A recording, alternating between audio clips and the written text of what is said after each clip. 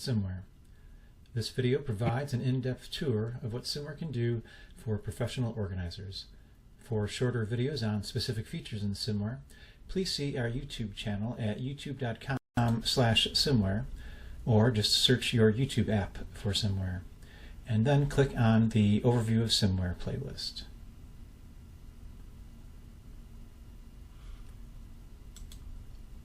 When you start a 30-day free trial of SMMware, you can list your industry as professional organizer, and we will put in place a suite of settings that tailor SMMware for your use. SMMware has a variety of customizable lists which will be pre-populated specifically for professional organizers.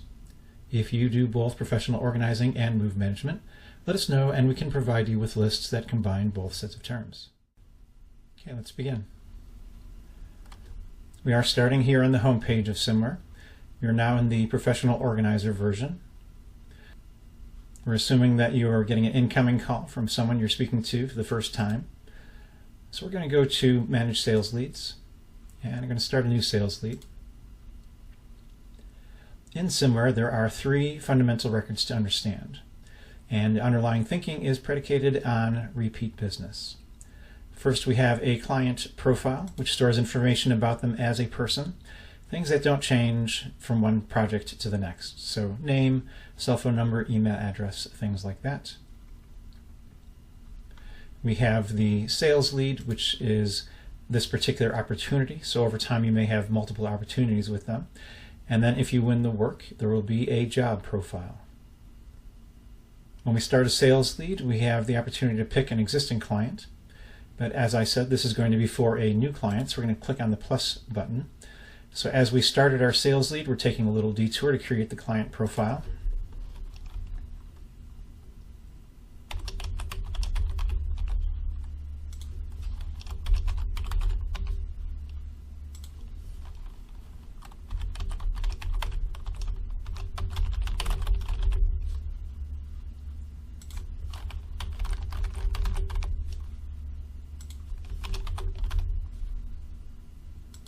As we scroll down the page, I'd like to point out the three fields that we use for who referred the business to you. Some software just has one.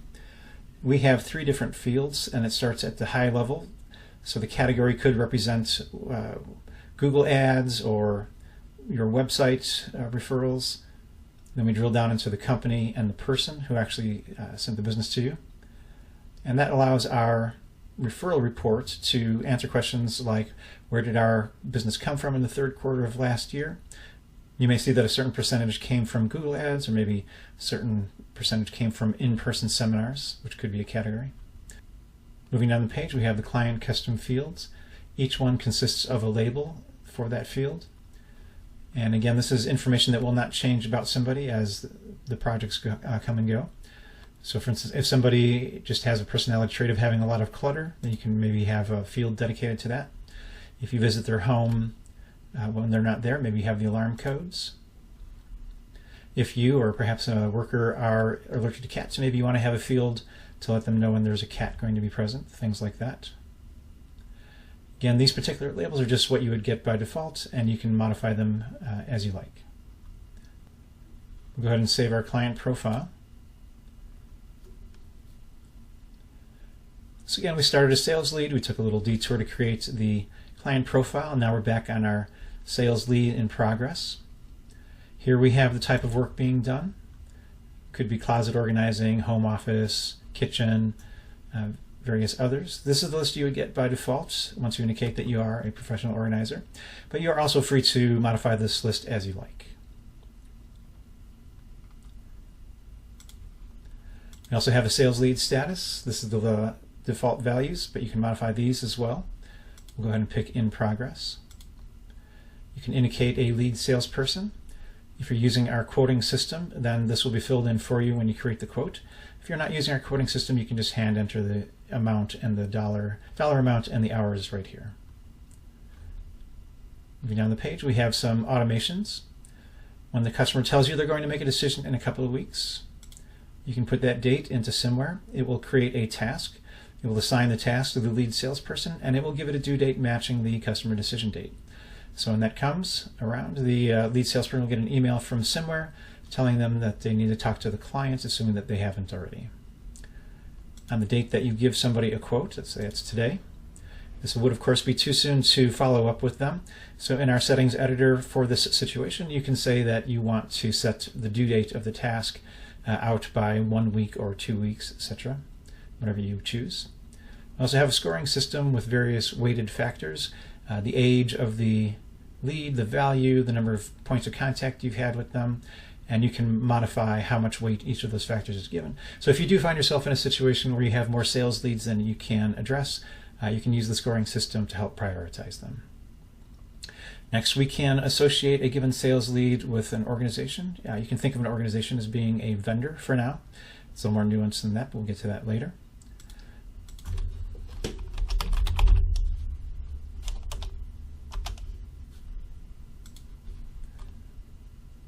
And then we'll also see that the organization in turn has a list of jobs that it was assigned to, so that you can tell how much business you're sending towards a given vendor. Here we have a status board with a tag and a note. This will be used in the home page, and it will give you a 30,000-foot view of how your sales efforts are going.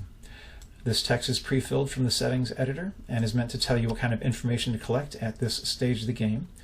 But it's a common theme in SMMware that we let you set this kind of text, and then you can modify it in a given situation as needed, so you're not locked into collecting exactly that information.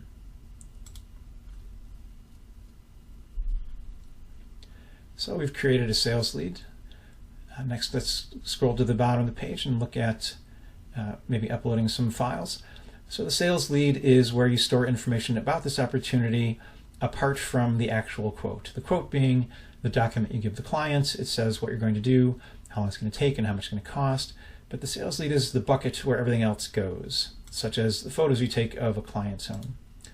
So during the sales process, you come in and you see a closet, you take some photos. Sometimes if you're uploading directly from your phone, these will be long cryptic file names, in which case you can use the automatic rename tag, and it will combine a sequential number with the image tag to create image file or image names that are more human friendly. Here we have tags, and of course you can modify the image tags. So we're going to do a before upload. Once we have the images in place, we can scroll around through them. We can see who uploaded them and when. We can download them again. We can share them. We can write ourselves a note.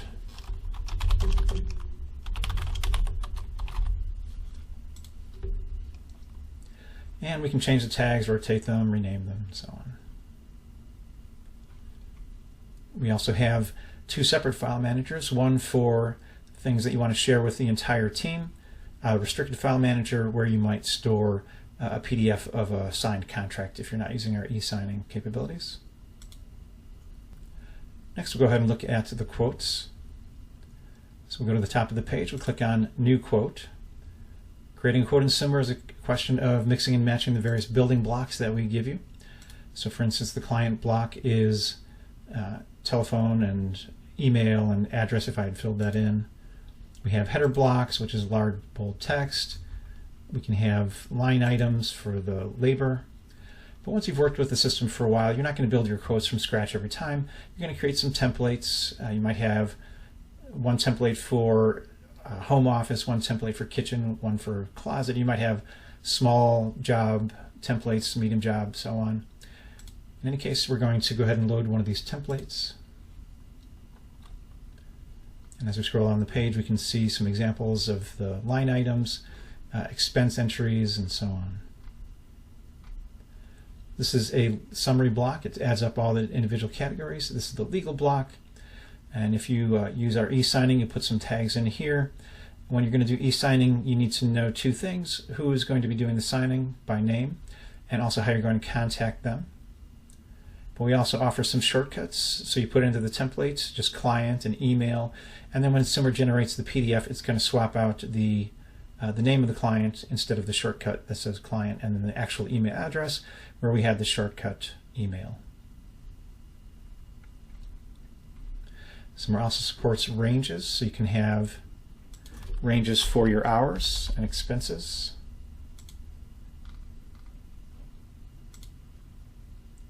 Also for fees.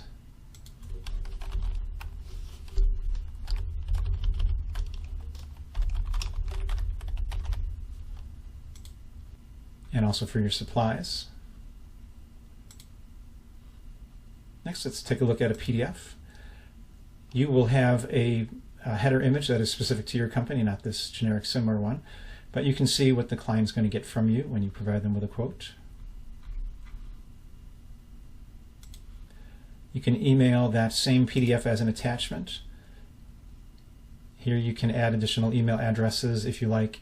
The subject line and the body of the email will be preset for you, but once again you can tweak them if you want to personalize it for this particular situation.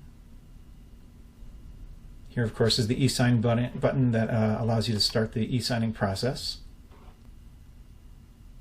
It is common for you to give someone a quote and then they come back with some changes requested.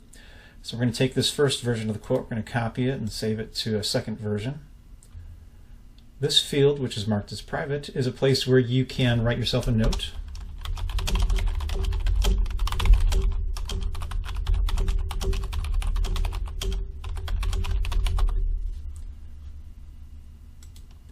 So that way in a few months when you're looking back at this and you're wondering why you have 4 different versions of the quote, you'll have notes from yourself to remind you. SMMware has 2 different ways for how you can charge your clients. The first approach simply assumes that every single hour on the job will be charged the same rate. So that is a per job rate. The other approach is to use job codes.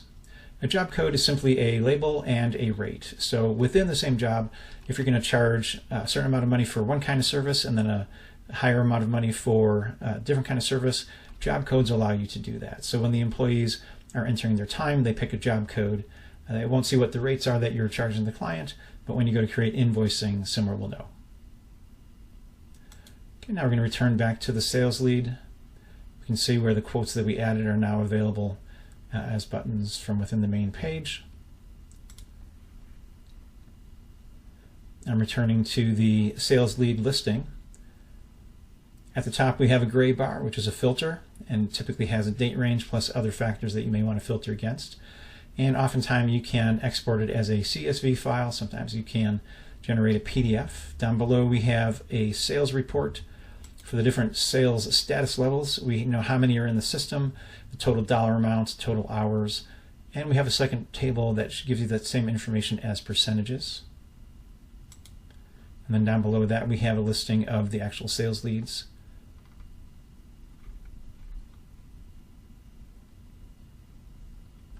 From here we're going to take a look at a job.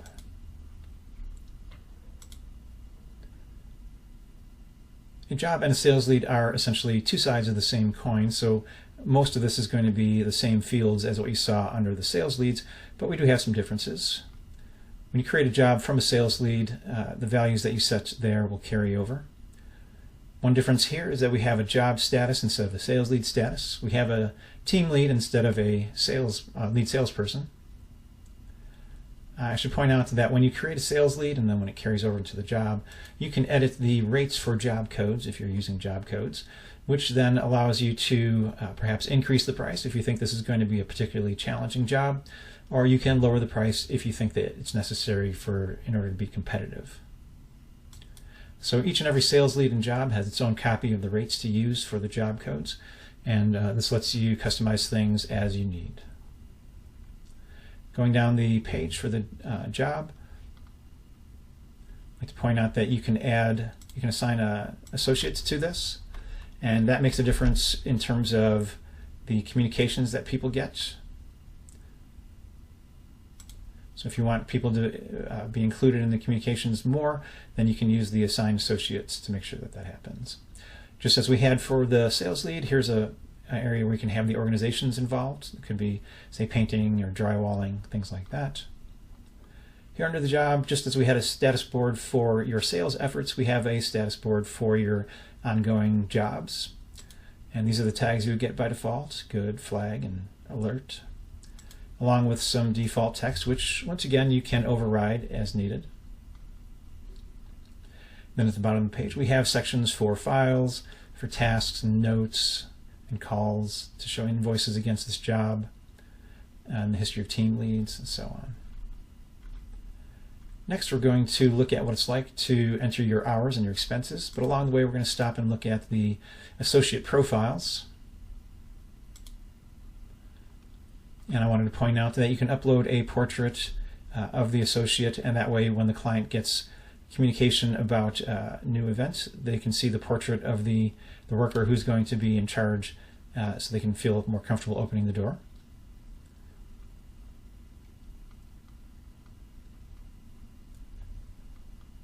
SMMware has a very flexible and powerful way of managing your pay levels, and you can create as many pay levels as you like. The simplest approach for handling pay levels is where SMMware can distinguish between working on a weekday or weekend, or if you're a team member or a team lead. From there, the fancier approach, if you need it, is to use job codes, and you can tie a pay level to a job code. So that way, if somebody has taken the trouble to learn digital photo management and you feel like that's a higher pay level, then you can create that and assign them and pay them more for when they're doing the digital photo management compared to other things that you may not put the same pay level on. Below that, we have our permissions section, starting with the overall administrative level, going from normal user all the way up to company owner. Below that, we have some area-specific permissions, and when you're in a spot in SMMware that is not covered by any one of these permissions, then SMMware will fall back to your overall permission. I think the main takeaway here is just to look at the number of permissions that SMMware offers and realize that we allow you to customize what the workers can see quite a bit. At the bottom of the page, we have an HR section. So if you take notes in person during an HR meeting and you scan them to a PDF, this is a logical place to put them, and no one can see them unless they themselves have HR permissions. We can also have HR tasks. Instead of having handwritten notes, maybe you have a laptop in front of you during your HR meeting and you can take notes as you go through the meeting. All right, moving on. Again, we're going to look at entering hours and expenses, starting with the hours. The first method we're going to show you assumes that you do the work and at the end of the day you enter your hours. We're going to put in the date. You have to select the job. We can enter the time range. SMMware understands hints, so when I type 9A, SMMware understands that you probably mean 9 a.m. If I type 415P, SMMware is going to understand that you mean 4:15 p.m. Here in the description, you can write whatever you want, or you can click on these little tick marks and get a pop-up list of short preset phrases. You can, of course, modify this list. SMMware also supports a formula for charging clients or paying workers for travel based on distance. If you want to pay them based on time, that's just another time entry. But the formula here allows you to set one figure for how many miles are free and how much to charge per mile for every mile after that. So let's say we do 100 miles grand total round trip. We enter that, and then SMMware does the math for us. We also have this checkbox for marking whether the hours are billable or not. And for this particular job, it requires job codes, so we have the opportunity to pick a job code.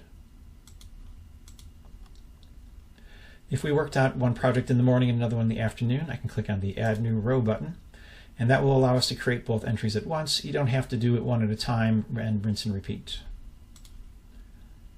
So here at the top is where you create your new entries. Down below is where you can see your existing entries and edit or delete them as needed. It's also a good time to point out that if you see a question mark in a little gray box and you hold your mouse over it without clicking, just hover, you will get some useful information about that particular field. So this was the method for entering hours after you've done the work. We do also offer a time clock, so you would, at the start of work, set this up. You'd pick a job, start a description, click on the Start button, you'd go through and do your work, and then at the end of the work you would come back and click on the Stop button. Moving on, we're going to look at what it's like to enter your expenses. This works in much the same way as the hours. We still want to enter a date that the expense was incurred and for what job. In this case, we're putting in a dollar amount, a vendor. We can put in a description. We can click on the tick marks to get preset phrases. It'll save you some thumb typing if you're doing this on your phone, for instance. We still have a checkbox for whether this is billable or not. We also have a way of uploading a receipt. So you take a picture with your phone and then you're uploading that associated directly with this expense. The picture of the receipt is not mixed in with some other general list of files for the job. It is stored directly with this expense. Last thing we have to talk about are the radio buttons. If the employee paid out of pocket, then you need to reimburse them at some point, and you would mark this expense as reimbursable. But if they used a company credit card, then they can just leave it set to company. And once again, we can have multiple rows. We've got the area for creating new entries on top, and we have the list of existing entries towards the bottom. Let's go ahead and take a peek at a receipt. Also, the invoices can have the receipts appended at the end if you want. Moving on, we're going to look at invoicing.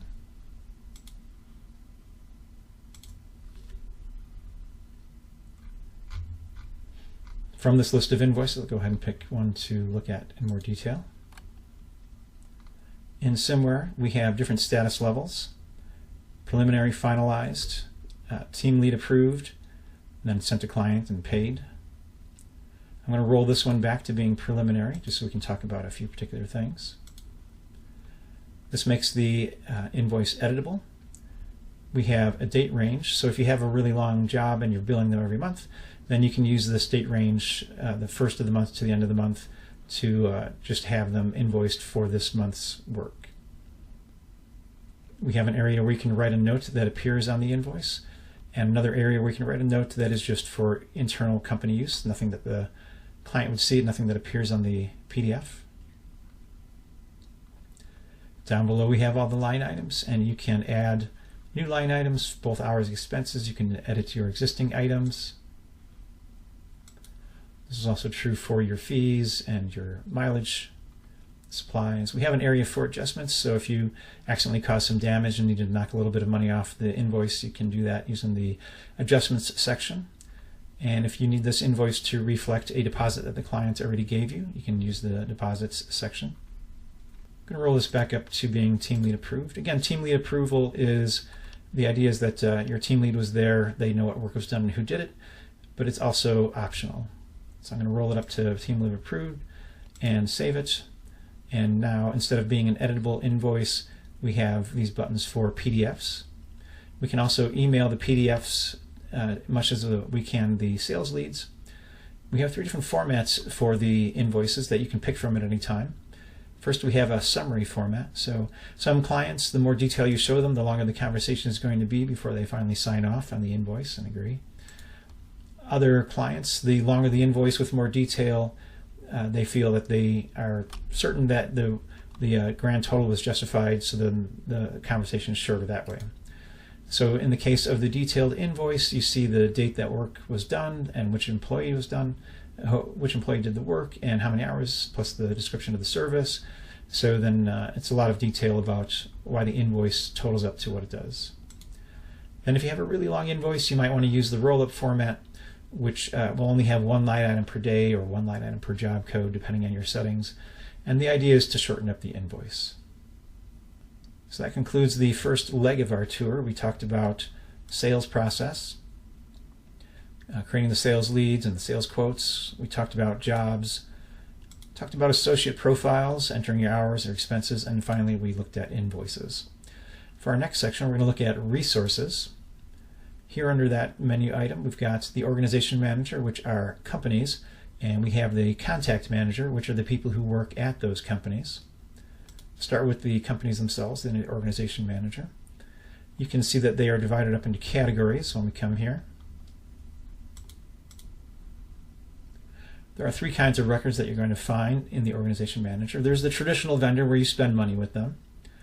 There is also a category, or you may also want to store records here for people that you recommend even if you don't spend money with them. So maybe you don't directly hire painters and drywallers, but you still want to have their information in here. Maybe your client asks you for information on who a good painter is, and you can just pull it up and hand it over to them.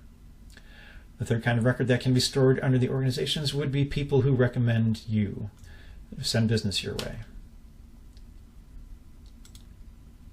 Let's go ahead and take a look at an organization's profile. What I want to point out here is that you can mark them as a vendor. When you go to create an expense, you don't want to list all of your organizations, which would include the ones that you don't spend money with. You want to limit it to just the ones that you do spend money with, so you mark them as vendors. This button marks them as schedulable. So let's say that you're going to give a seminar at the Container Store, and you want to be able to add that to the calendar, and you don't want to have to wade through all of the other organizations that you don't ever make an in-person appearance at. So you just mark the ones that you do as schedulable. Here under the organization, we have the opportunity to upload files. So if somebody has a product catalog as a PDF, you can upload it here. You can also see events that you've created for this organization, tasks you've assigned to them, any notes you've written about them for how well it's gone working with them. You can also see the various jobs that you've assigned this organization to, so you can tell how much business you're sending their way. Here's where you can see the individual contacts for this organization. You can add more. They would just list vertically here. Let's go ahead and take a look at the details for this contact. And what I'd like to point out here is the checkbox that this particular person refers business to us. And then I would also want to know the date of last contact. This is relevant for the home page, which we're going to talk about in a little more detail later. You can also store files, create tasks, write notes, and log calls for a contact. Though I think it's more typical to store that kind of information directly under the organization. Moving on, next we're going to talk about tasks and notes and then calendaring. There are many places in SMMware where you can work with tasks, etc., but I'm going to go back to the jobs area and pick one there. Scrolling down the page, we find a section for tasks for this job. And here we can make some changes from within the listing.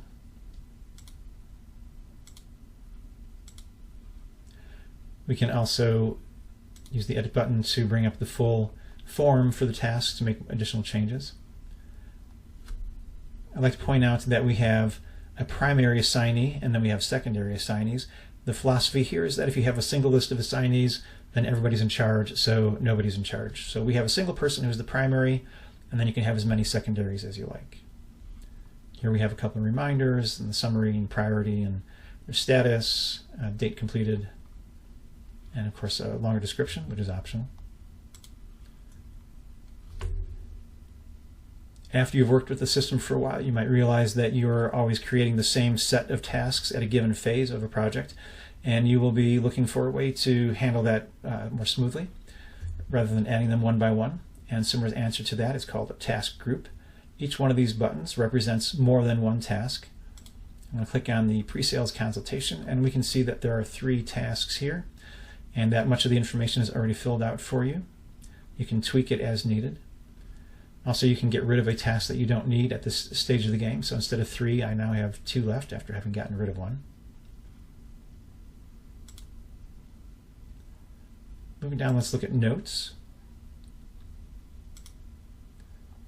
A note is simpler than a task. It just has a summary and then an optional note body. The text here is pre-filled for you. Once again, the settings editor lets you create that, and you are telling your future self what kind of information you want to collect at this stage of the game. And once again, it is optional. You can start removing things that you don't need this time around.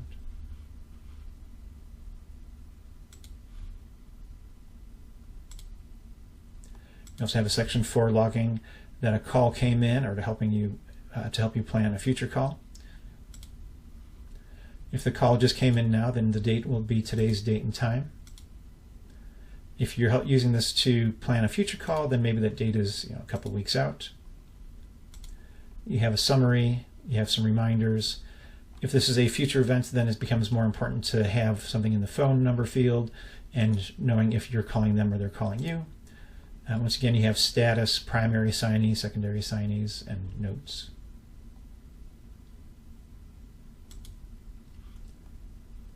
Next, I'm going to jump to the home page. When we're looking at the sales leads and the jobs, we talked about status boards, and here's where we can see the results of those notes. They're all gathered together here. So again, this is your 30,000-foot view of how things are going across the company. Hopefully these will all be green, but if there are some that need attention soon, maybe you have them flagged, or if they need attention right away, maybe you have them marked as alert. Although once again, you can have your own set of tags instead of using the ones that come by default. So we can change the tag from here. We can also change the note.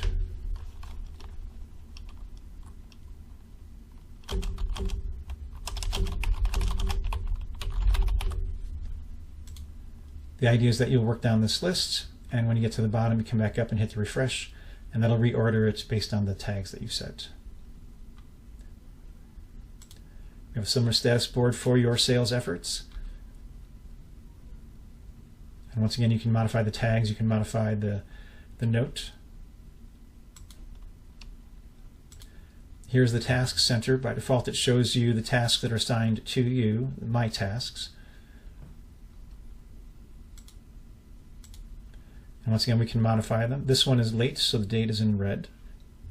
We can edit the full task here.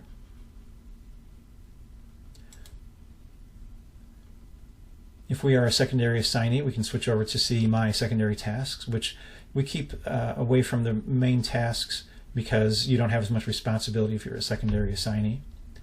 If you create a task and assign it to somebody else, that is delegated tasks. And you can see a list of those here in case you want to keep up on how well the person that you delegated it to is doing. Then if you're a higher level user like an admin or company owner, you can see everything, all unfinished tasks, recently finished tasks. We have a similar functionality for call logging. When we're looking at contacts, I mentioned the idea of referring contacts. What we're doing here is we're looking through the system for anybody that refers business to you. We're looking at the date of last contact, and we're showing you the ones that are the longest since you've last spoken to them. So you can go through the list and make your updates, and then when you hit refresh, if all of these dates are relatively recent, then you can be comfortable that you have not lost touch with the people who are sending you business, which of course is very important. Now we're going to start talking about scheduling. One of the ways that we can manage who does the work is through invites. And if you have any open invites, there will be some listed here, and you can request to be part of that event, or you can say that you don't have time to be part of that event from here. On the home page at the very bottom, there's a section called My Schedule. So this is not the company-wide schedule. This is only going to show you events that you are part of. You're an attendee, or maybe you're the main contact for it. In my associate profile, I have the master calendar permissions. So that makes sure that this link appears. I can click on that and see the company calendar. So now we are seeing everything across the entire company. In SMMware, there is the idea that the color of the event should tell you something about it. And you can create these tags, assign whatever label and colors you want. We have 28 of these tags if you want. We've seen 3 different basic approaches for how these tags are used. The simplest one is to distinguish between a job event and a sales-related event. So all these green items, they are for ongoing jobs, and the tan items are for sales meetings. The second approach is to talk about the kind of work being done. So a purple event here is kitchen organizing. You can also say have closet and home office organizing. A third approach is to talk about who is going to be in charge of that event. So here we have Judy and Carmen, and we know that this event is going to have someone in charge of it, or that's what we're indicating. And then the last tag here, if you're going to do an in-person seminar, that would be a marketing meeting. We can have an event on the calendar for that. And maybe you have a seminar at, say, the Container Store where you're going to demonstrate products and get the word out about your business and your services that way. This particular event is marked as being tentative. It has this little thin red outline. This note here lets you know that that's what that means. Let's go ahead and create an event now. I'm going to tie it to a job. And naturally, after you pick job, SMMware wants to know which job. The text here in this field comes from the settings editor, and once again you can get rid of things that you don't need this time around. This house icon is going to let you insert some code. When you go back to the main view, it is going to turn into a link that you can click on to take you to GPS directions. You can also see how many hours have been used and then the quoted hours that are remaining. Here we have a place for a main contact. It'll default to whoever's creating the event. If someone's going to be in charge of the event, let's say it's big enough of work to require a team, you can have somebody in charge. Here's where you can mark it as tentative. This is for skipping notifications to the workers. This is for, let's say you need to correct a spelling and you don't want to bother everybody with notifications just because of that. Here we can set reminders that go out to the workers. And then this is for the clients. They'll get a notification saying that, hey, you're now scheduled for an event. They will also get reminders. And that's where the event's portrait will be part of that, so they can feel comfortable opening the door. Next, we talk about the 3 different ways that SMMware manages which workers are going to be there at this event. The first approach is called direct. Each of these 3 approaches has an underlying way of thinking, some assumptions. For a direct approach, we're assuming that outside of SMMware you had a discussion or a company meeting and you know who's going to do the work. So you just assign them here, and their notification is not going to help you make any decisions. It's simply going to say you are assigned. The next approach is invite-based, and we'll set a team size. And we can use this multiple ways. We can invite 3 people when we need 2, and then hopefully 2 of them will say that they can do the work, and then we can do a final assignment. We can also do kind of a shotgun approach, first come, first serve.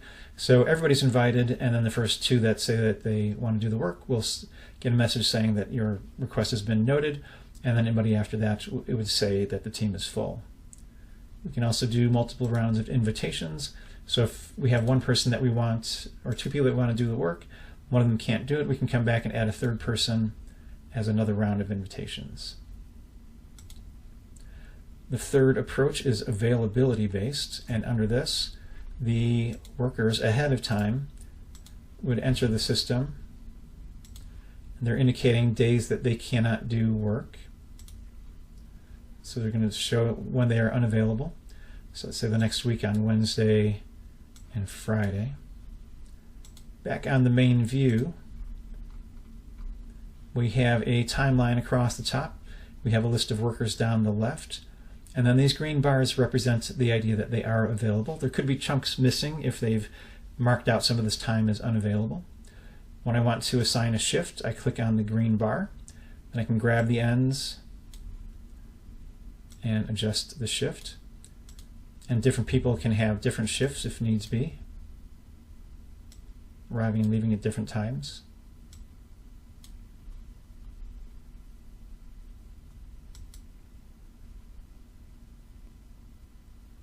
Going back to the main view, I thought I should show you what it looks like when you click on one of the embedded events. You get this pop-up that allows you to edit it. You can see the notes that you wrote.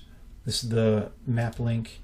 It takes you to either Google Map or Apple Maps, which will then give you your turn-by-turn directions. You can also see the full names and the shifts that people are working. There's also client confirmation, so when the client gets their notification of the event, they can click on it to acknowledge that. And this will have a listing that says they clicked on an email at this time, or they clicked on a text message at this time, so you really know exactly how they confirmed. And it really reduces the amount of people saying that they were surprised by your coming. Next, we'll talk about integrations. We integrate with Google Calendar. This particular site is not set up with that, but there would be an icon for Google Calendar right here. And what we do is copy over the events from your calendar here to Google Calendar, and you can reflect that out to other calendars using the rules of Google Calendar. We also integrate with MailChimp. MailChimp is a mass email tool, and SMMware's role is to copy over any new clients, and also any new contacts. The clients will be given a tag for current client or potential client or past client. The contacts will be given tags that match their categories. They will also be given a tag if they are someone who referred business to you. So that way when you go into MailChimp to send out a mass email, you can focus on the content of the email itself and know that your actual list of recipients is already ready to go. We also integrate with QuickBooks, both online and desktop. So these are programs that SMMware talks directly to. For other third-party software packages, we integrate with something called Zapier, which acts as a middleman. And you can arrange for SMMware to tell Zapier about a new client. So here's their name and here's their email address. And then you tell Zapier that when this happens, it will reflect that information out to this other third-party software. So this really opens things up and allows you to have SMMware to speak with a lot of other programs to fulfill whatever functionality you want to marry together. If you reach the point where you would like to try a 30-day free trial, then you can come to our SMMware.com website, to the subscription page. Here you can see the different rates. It's $30 a month for up to 3 active users, and then another common level 4 professional organizers is the 10 active users for $50 a month. When you sign up with SMMware, you get 30 days free. There is no setup fee, and there's no commitment, no annual commitment. You just have month to month. And again, for your industry, you would put professional organizer. When you want to learn about SMMware, within the app itself, we have context-sensitive help. So when I'm on the calendar, the help I get will be about the calendar, but I can always use the index to jump around to other help pages. Next, we have the manuals that SMMware offers. You can go to our SMMware.com website and you can see the PDFs of our manuals. You can download the PDF or you can see the web page versions of those manuals. I already mentioned our YouTube channel where we have about 40 videos that you can watch on different topics. And if you want someone who's going to schedule multiple sessions with you and then walk you through where to click to get to different sections, but also to help you plan all these different lists that SMMware allows you to customize.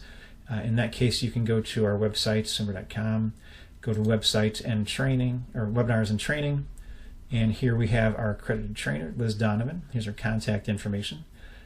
She is separate from SMMware, but we highly recommend her. We've got nothing but good feedback about her. And that concludes our tour of SMMware.